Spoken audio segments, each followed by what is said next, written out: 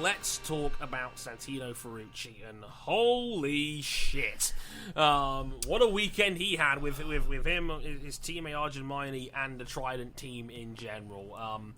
Where do we even start with this one? Let's actually back this one up to the feature race, where Ferrucci and Maini were battling for position out on the track, and I believe it was Ferrucci who had a lunge on Maini, and Maini got pushed off the road.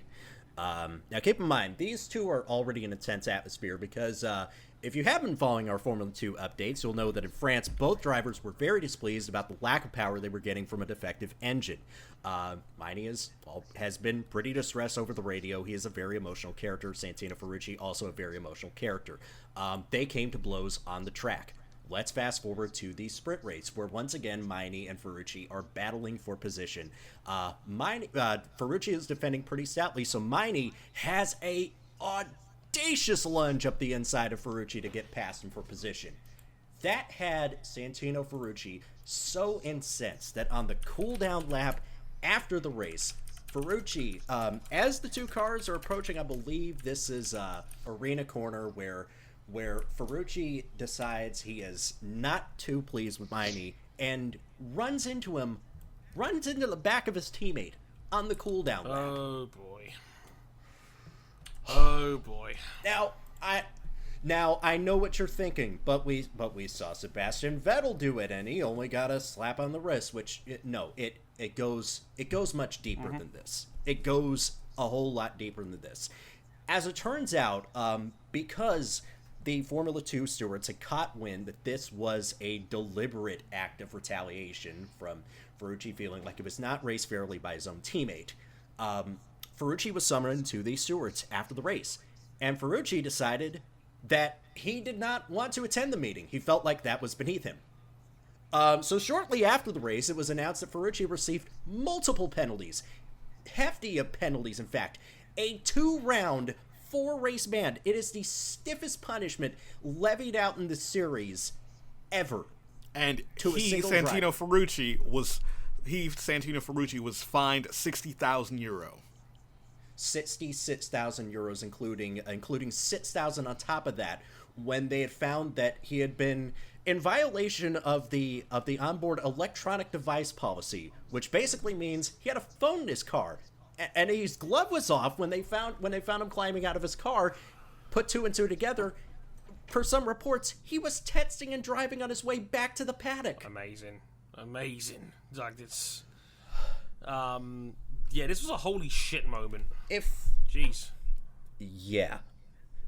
This takes more and more bizarre turns, because shortly after this statement, Trident, the team for which Maini and Ferrucci drive for, put out a scathing statement where they basically fired Ferrucci over team radio. I will quote this verbatim.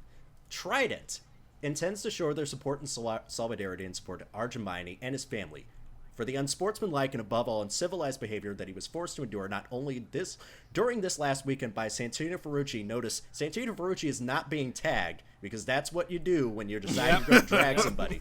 And father, who accompanied him. The contractual implications of what has happened will be dealt with by our lawyers. Never in these 12 years of sporting activity, to give you an idea of Trident's tenure in what is now Formula 2, has anything even close to this ever occurred. We apologize for the show that we have regretfully offered. Now, I again want to point out that we've seen drivers behaving badly in this series before. Nobuharu Matsushita got a 1-round ban for driving like a bit of an idiot. Baku, I think it was a little bit overblown. Johnny Shikado and Sergio Canamazes are probably the go-to personas non grata, but this eclipses any of that by a mile. Oh god, where do you even start on this? It goes deeper than this as well. Yeah. I mean, oh goodness, it gets even deeper than this. So shortly after the race, when people were wondering like, wow, why would they throw Santino Ferrucci's father onto his bus? There have been people who have been browsing social media, including channels like the Formula 1 subreddit, who had basically picked up reports. One report in particular that basically, Santino Ferrucci and his father were basically engaging in off-track bullying of Arjun Maini, including putting on very over-the-top, stereotypical Indian accents in private conversations in reference to both Arjun and his father who were at the track. It gets even crazier because there is a letter that has now since been revealed to be fake that Santino Ferrucci, and again, this goes to show you how crazy things have gotten, where for a split second of time we thought that this was a genuine letter, and this was a damn genuine mock-up. By the way, whoever did this did an incredible job. They did all their research. They put some effort into this one. Oh boy. It was a former letter proposed to be signed by Bruno Michel, who is the head of Formula 2, basically denying Trident's request to run a Make America Great Again livery for Santino Ferrucci on the 4th of July weekend of the British Grand Prix at Silverstone. Of course. And I suspect a couple of guys had goodness. seen his earlier Instagram pictures of people like Mike Pence, the current Vice President of the United States, and put 2 and 2 together and got 5. Oh yeah, basically in this case. Or that feature in GQ magazine a couple years ago when he was 11. Right. It was unearthed recently. I had not even gotten a chance to read this, but I some of the stuff that Santino is either being fed to say or believed when he was 11. Toxic. Goodness. I feel very strongly about our young drivers who are climbing the ladder to Formula One because they have a lot of pressure. They're learning to be not only racing drivers, but they're learning to be humans at a much accelerated rate on a very, very public stage where they have commitments to sponsorships, to teams, to other professionals who they're working with. It can be a bit crazy sometimes. And sometimes, we more unfairly than not go after young guys for, behaving badly when they're still trying to figure themselves out as people. Daniel Ticktum is a very good example of this. Daniel Ticktum drove past 12 cars and tried to run into a title rival because he got taken out earlier in a Formula 4 race. Daniel Ticktum had to sit out a year for that. He learned from that, and he's generally become a better driver and a better person from that as well. I can relate to what Santino Ferrucci is going through. I think we all can, because we could probably all relate to being shitty, edgy 20-year-olds with bad opinions and bad thoughts about the world at large in general. I get that. And we also get that, like, hey, well, RJ, Santino Ferrucci, you're pretty much attacking him for his political beliefs when you know damn well a lot of American drivers live in a political hive mind of milquetoast conservatism. Mm-hmm. Like, yeah, I get that. We're not saying that that's excusable or anything like that. But what Santino Ferrucci did was so blatantly, it was so unprofessional that it transcends his background as an American driver. It transcends his political beliefs, whichever way he would have swung, that was entirely unprofessional. Yeah, that behavior in any workplace would pretty much instantaneously mean termination. You're going home for the day looking for a new fucking job. There's no getting around it. I mean, Santino in the last hour or so has released a statement on his Twitter accounts, and I will read it out now to you. I quote, "I want to send my sincerest apologies for my actions on Sunday at the FIA Formula 2 race at Silverstone. I used extremely poor judgment at the conclusion of the race, getting far too close to my teammate Arjun and swerved away only to graze his tyre, very fortunately causing no damage or issue to the car." Well, that's technically speaking not true, because I could see that he damaged the suspension on the front of his car. But anyway, there was no intent, premeditation, or any type of retaliation by my actions, only anger and frustration, as this has been a horrific year. I have no excuse other than the fact that I am a 20-year-old Italian-American with a deep passion for motorsport, which is a very emotional sport. While there has been much provocation leading to my mental lapse, it is still not an excuse, and I will make sure that this does not happen again. I realize I have embarrassed many people, and I apologise to my sponsors, Trident, my fellow drivers, Haas F1, AFIA, FIA Formula 2, my fans, friends, and family. I also want to apologise to the FIA stewards for not being able to attend the hearing. I was randomly selected for a drug test, as were others, and this delayed my return to the paddock by over an hour. At that point, I very quickly packed and had to leave for the airport to catch an early afternoon flight back to the US to attend to an extremely urgent, time-sensitive family medical issue. I was notified of the stewards' meeting as I was leaving and did send an email to my team manager to forward to the stewards explaining that I had no options but to leave. I want to take Santino Ferrucci's word for this. Yeah, I but certainly hope that even if you take him for his word, he doesn't apologize to his teammate. He also only apologizes for what happened on track and the stewards meeting. He doesn't apologize for anything else that happened that weekend. And he's claiming there was which again, none of that is none of confirmed. that's been confirmed. But if you know anything, but what we're hearing about Santino Ferrucci's character is that he's it's something that if it did come out, it wouldn't surprise me. Yeah. He ran one race weekend in IndyCar. That was at Detroit, Dale Coyne Racing. He wrecked out of both times. One race he was quick. One race he just ended up being just a non-factor the whole time. And he seemed to pretty much earn the wrath of pretty much the whole paddock the time he was there, just from the way that he drove. So if Formula 2 doesn't work out, and if this Haas F1 deal doesn't work out, because now I would not be surprised, because he is a Haas Formula 1 development driver, again, signed because he is pretty much the closest young American to a Formula 1 drive right now, just from his affiliation from Haas and just from being a Formula 2 driver. That's now gone. Yeah. There are no opportunities in IndyCar anymore, because I don't know if Dale Coyne would bring him back. I don't know if they should bring him back. Yeah. And now he's accumulated so much baggage in the span of one weekend. If you're in any other series, is it worth it? Yeah, like he's with before he even gets to introduce himself to anyone, they have this incident in their mind, and he's instantly persona non grata. I looked at that statement and I say he can't be trusted. He claims that there was no intent or premeditation or retaliation involved. I don't believe him when I read that statement, and I've seen the video footage. Yeah, because he made statements to the press complaining about his teammate earlier in the weekend. Immediately after the race, he replied to Sky Sports, posting the clip of the incident, basically implying that Arjun always cries on the radio, and that, hey, I passed my drug test. I have to say that Arjun Maini is racing under the influence. Yeah, and Santino, just because you delete your tweets doesn't mean they go away.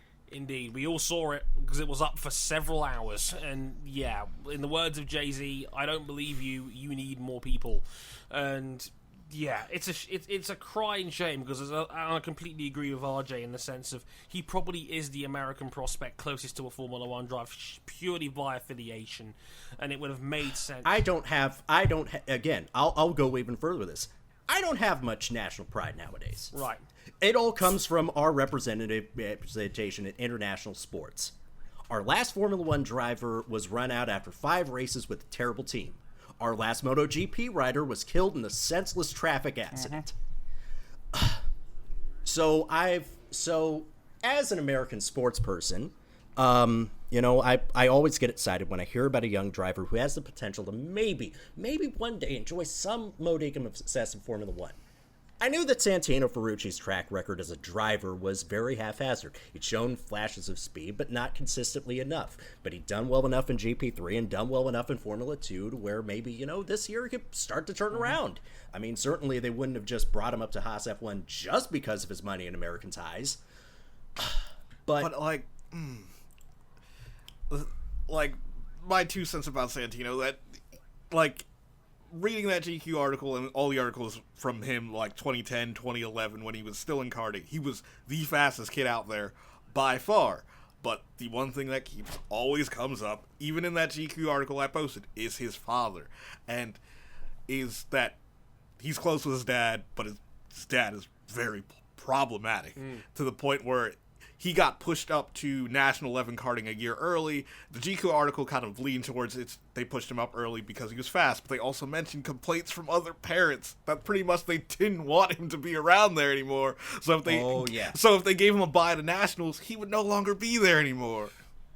Oh yeah, like trust us, we're not at all absolving Santino Ferrucci for his responsibility in this situation, but it is clear just from what I know, from what little I know, that the elder Ferrucci is a big problem. He is, from what I'm described, it's basically like the worst of Jos Verstappen turned up to 100. Yeah, it doesn't seem pretty, and nobody likes someone that's got daddy issues by any stretch of the imagination, and that's the impression I got too from seeing some of the quotes that have been posted up from these interviews. People have done a lot of digging on Santino Ferrucci, obviously, because of what's happened this weekend.